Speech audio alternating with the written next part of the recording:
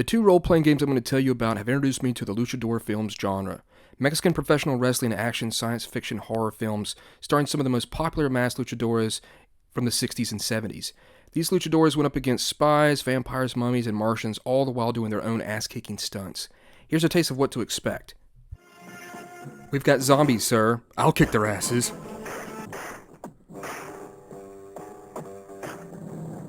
Hey, don't forget about me, I'm here too.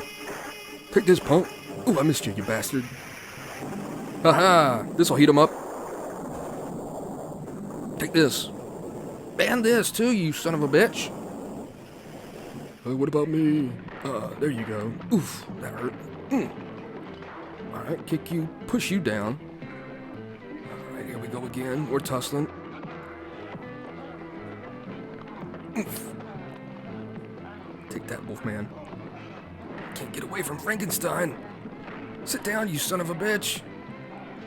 Boy, it sure looks tasty. I'll take a bite. Ooh, yum. Oh, there's a gun. Grab the gun. No, I'll stand here and get grabbed again, I guess. Take that, statue. Damn, he's a terrible shot. I'm out of here. Alright, well, I'll just finish you off. Hey, where'd everybody go? We'll order Chinese. Help me out of this thing, will ya? Oof.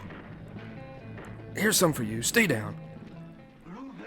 I've got him right here, sir. He's a real jerk. Alright, we'll just dispose of this. How's the trip? Sir, these are very poor monsters, but it's the best we've got.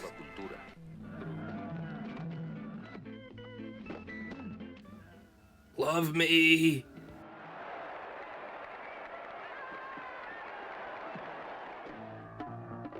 You never heard me. Take that. Well, you son of a bitch, don't hit me in my suit. Get away. You're busting up my shit. Alright, there you go. That'll set you right. Ooh, that's smarts. I hate this fucking chair. And take that. Oh, my neck. I need my neck. Stand still.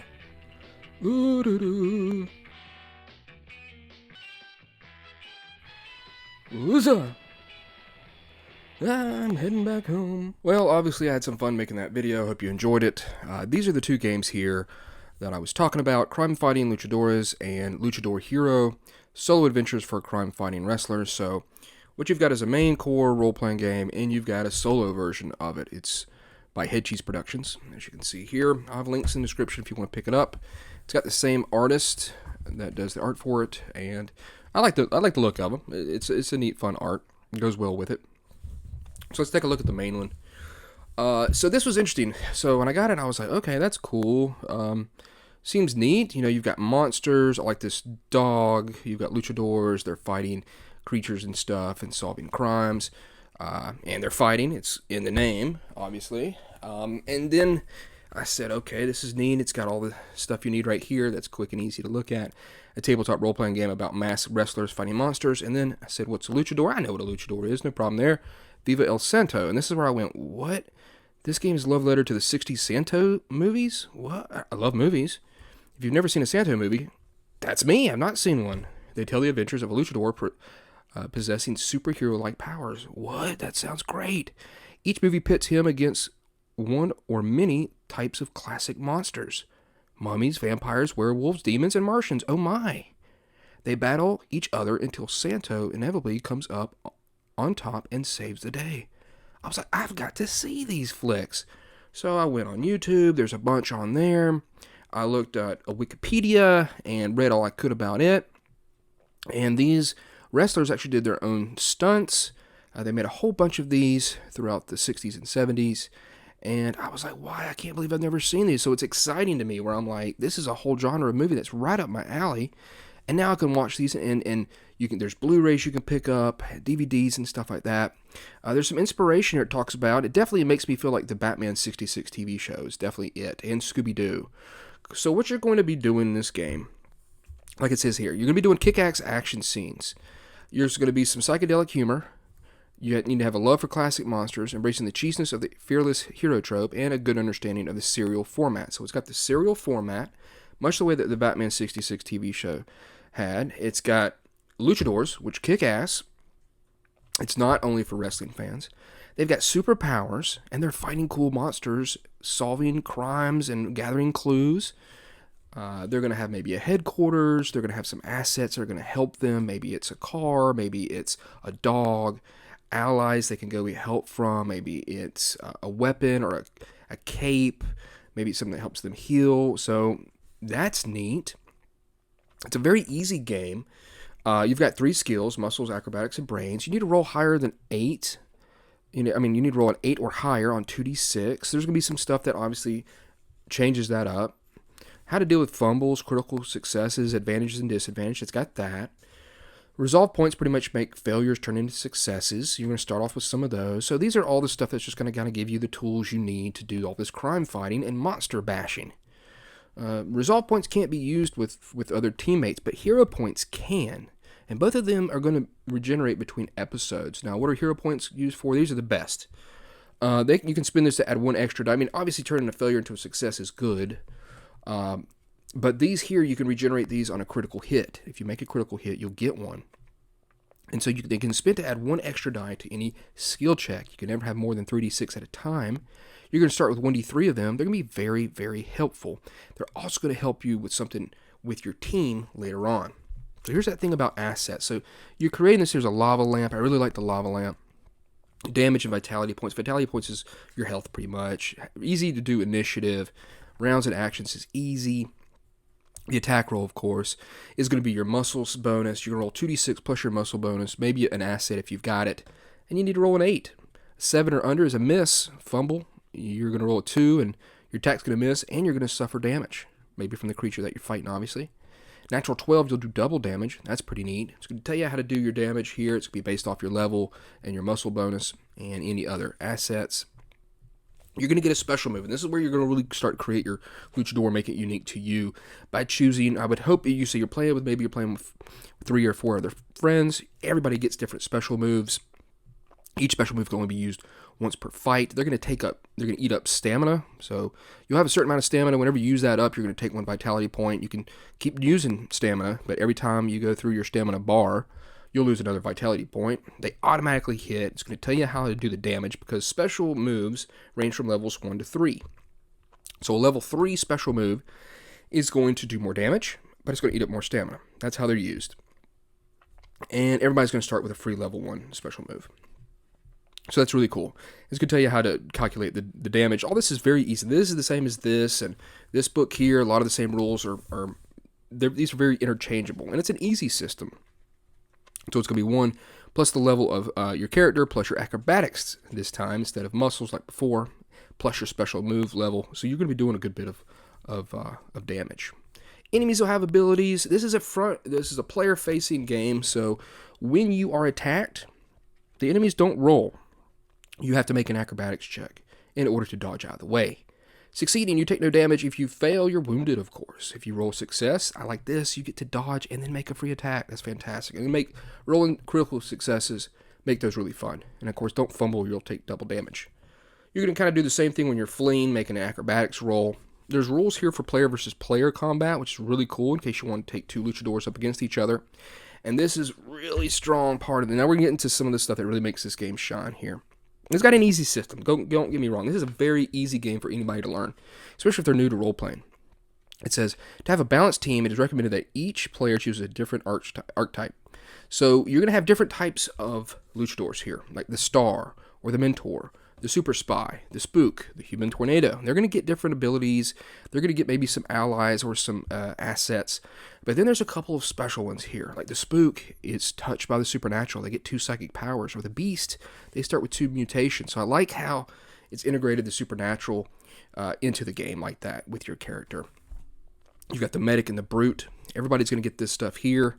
What is your drive and your allies. Maybe it's vengeance or justice or protect the city. So you're creating your character, what type assets they may have. Some neat stuff here might be a cape. The lava lamp is really neat. Now this is stuff I really enjoy. 1 hour spent in your HQ restores all your stamina points. So you go back to your HQ, you're chilling out with the lava lamp, and you're going to regain all your stamina points. I just like that whole aspect of that. I would love to have that one. If I could pick it, that's what I would pick. Maybe you get a pet. Maybe you get a fingerprint kit. It's going to help you with clue finding because you're going to be doing that. Maybe a trench coat's going to help you act more stealthily. So that's going to be neat. You can get a turtleneck. It grants +1 brains. I just love that a turtleneck grants +1 brains. Maybe vehicle or x-ray glasses. It's neat. And I do enjoy the art. I think it fits well. The second power is going to be stuff like pyromancy or telekinesis or mind control. Mutations are going to be like extra limbs or thick hide or spiked fists. I would want spiked fists. And then you got the special moves. So these are going to really make your characters and your team, stand out. You roll a d20, and it's going to tell you about each one of these. Now, these don't have, like, their own little rules that you have to keep up with. The game is easy to play and to get into, but it's going to explain how that move works. And, that's going to be neat to kind of own that move with your character. So I really enjoy that. You can roll up allies here, like an antique dealer or a bartender, a cop, or undercover agent. These are going to be very helpful in the story aspect of the game. Maybe it's a private eye or a scientist. That's really neat. So then you're going to assemble your team. You need to come up with some headquarters. You're going to roll a d12, and you're going to have certain ones that I really like. I like the boxing gym. I like the houseboat a lot. Of course, I like the secret lair in the sewers. There's some turtles that have that. There is the back store of a pool room and the basement of a seedy cinema. Or, the ultimate, the underwater secret base. That's just boss right there. So, you're going to have a Royal Rumble move. It's a special move that combines all the attacks of the team members into one glorious display of Lucha Libre. And what you have to do is you have to spend a number of clues. So, in the game, you're going to be trying to figure out what's going on. And you're going to be gathering up clues. And you're going to be able to need those towards the end where you're going to unleash those this great Royal Rumble move in awesome fashion against your in-game boss in essence. So it is the clues equal to the number of heroes in the team and the same amount of hero points. So you need hero points and you need clues. There's no need to roll for it. It's automatic. It costs stamina points as usual, and it's going to tell you how you do your damage. It's going to do a lot of damage. So it's pretty much the sum of each luchador's special move damage multiplied by the number of team members. Very easy. Their example here shows that you can do up to 45 points of damage with their attack. Very cool. Of course, it can only be used once per episode, so we got that going for it. And then we've got our random enemy table. Bath, Salt, Psycho, Biker Werewolf. It's got their damage, their special abilities. Very neat there, and obviously, very colorful here. Chainsaw-wielding cannibal. The Dino Mobster is one of my favorite. As you can see here, the Cyber Ninja, Electric Frankenstein or Frankenstein, the Fishy Cultist. The Fuzzball is pretty much a critter. You may have seen this guy in the intro video here. The Furry Cyclops. There's a Goth Vampire. So a lot of cool stuff to go up against. They'll have their special abilities that are actually pretty neat in their own right. And then it tells you here how to create fun enemies. I like this a lot. Maybe combining 2 or more concepts into one enemy. Saying here, maybe they're tough. They're going to have special abilities. Give them distinctive features. So some neat stuff here for just running the game. Maybe a tick or a physical attribute, a unique piece of clothing. Maybe they all ride on little tricycles or something like that. Maybe they have an accent or a speech pattern. And they give you an example of them right here for villains and enemies. So it's nice. Because you're going to create your Super Beast, and this is going to be your in-game boss. It's going to tell you how to do all their vitality points. It's going to be pretty much based on the number of players times 10 plus 10 vitality points. They're going to have special abilities. I like this. Hide them behind obstacles such as minions and traps. I like that. Aha, I'm hiding from you. Maybe they've got maybe gadgets or weapons or armor. Like use assets, against your luchadors. And then here's a generator here. You can roll a d10, and maybe you can roll up Captain Carnage to help you if you want to just use one of these. They're tough. This guy's tough. There's the Mutilator. There's Jackson, the Masked Flame, the current champion of the Intergalactic Federation of Lucha Libre. So just neat stuff like that in order to create that cool Super Beast. But what drives them? Maybe it's Criminal Insane. Maybe it's revenge or world domination. Maybe it's an alien invasion or bloodlust or spread pure chaos to help you create this super beast. There's a rumor and adventure sparks. These are very helpful here. A heat wave is driving people insane and causing an epidemic of murderous rage, or maybe all the newborn and newly born are afflicted by the same deformity. So really fun stuff there. There's also one here. The city is trapped in the same 12-hour time loop. Very nice. And this is important here. Clues, what are they? There, of course, can be useful information that characters have gathered concerning the nature of the threat they're facing. So they're obviously going to trigger the Royal Rumble move. You've got that. You can also use against the Super Beast. Let's see if you've got some extra ones. You can cancel out a Super Beast special ability, or you can diminish its vitality points maximum by D6 before the start of the final confrontation. So you kind of use it against them. Where they get from, investigating the scene, interrogating people, stuff like that. How many do you need? It's going to have the rules for that if you want to make it easy. If you want to make it average, it's the number of players plus one clue. And then here's an episode structure here. How do you create these episodes? You need an intro scene. I like this. The Luchadors are usually, they're in typical serial fashion. Luchadors are at their HQ. They get contacted to help resolve a mystery, much the way that Batman did in the 66 Batman show. Maybe 3 investigative scenes here. I like the montage of all the PCs getting ready for their final fight. And then, of course, they confront the Super Beast. And then a short post-credit scene with an optional cliffhanger and revenge plot seed. So it's pretty neat. And it says if you don't want it to drag on too long, 3 clues is pretty much where it's at.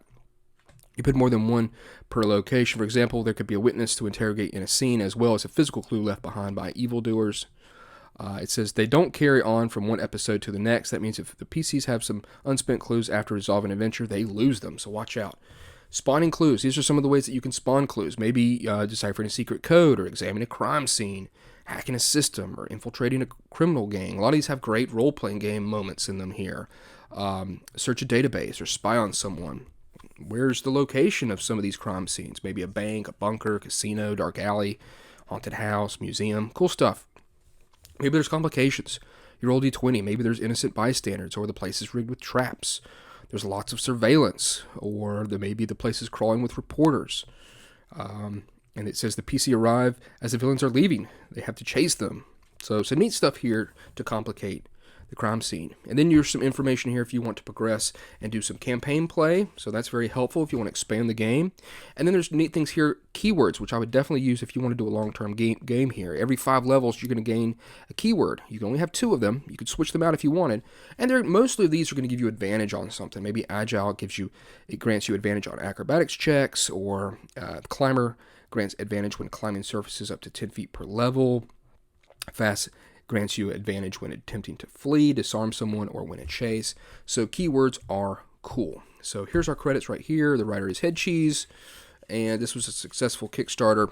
And there is an index. I don't understand why it's not in alphabetical order, but still, I'm glad it's there. And then at the very back, we've got our character sheet. Now, there is currently a Kickstarter. As of this video right now, there is a Kickstarter going on, which I'll have a link in the description of. It's going to expand upon this game.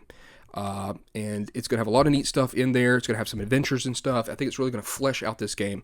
And you're probably going to want to pick it up. If you like this and you pick it up, definitely check out that Kickstarter, because I think the two, with this and that other supplement that's going to come out with the Kickstarter, because I know it's going to be successful, you're going to have a really cool game here to do crime-fighting luchadores. And so now let's take a look at Hero. This will be a little quicker. It's got a little bit of a different system. It's solo. Obviously it's a solo game.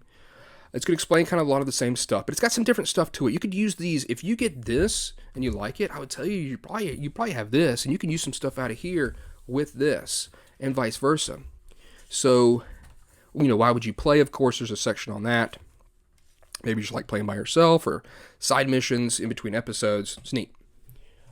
So it's got a character generation thing. You can roll up names for not only what your ring name is, but also your civilian name. You've got vitality points is going to be 6, so it's a smaller scope game, obviously. You've got D3 resolve points. They can be spent to add +1 point to any die roll. They may be spent after rolling, so that's cool. There's no limit to the number of resolve points you can spend on a dice roll. And they don't regenerate until your next adventure. And then you've got the hero points and the hero die. Hero points can be spent to add 1 extra die, called the hero die, to any skill check. You could never add more than a single hero die to a single check. Your hero dice should be a different color than your other d6. If that's not an option, roll it separately. So normally, if you roll dice, let's say somehow you get to roll 2 dice, you're going to pick the highest die from there against kind of the target number you're going for. The hero die is now added to your regular die result. That's what's different. That means that if your highest die is a 6 and your hero die rolls a 4, you score a 10. That's where it's strong. So I like that a lot. So you gain 1 hero point every time you roll double 6s, so that's helpful. You distribute 3 dots among your skills, and they're going to be the same: muscles, acrobatics, and brains, up to a maximum of 3 in a single skill.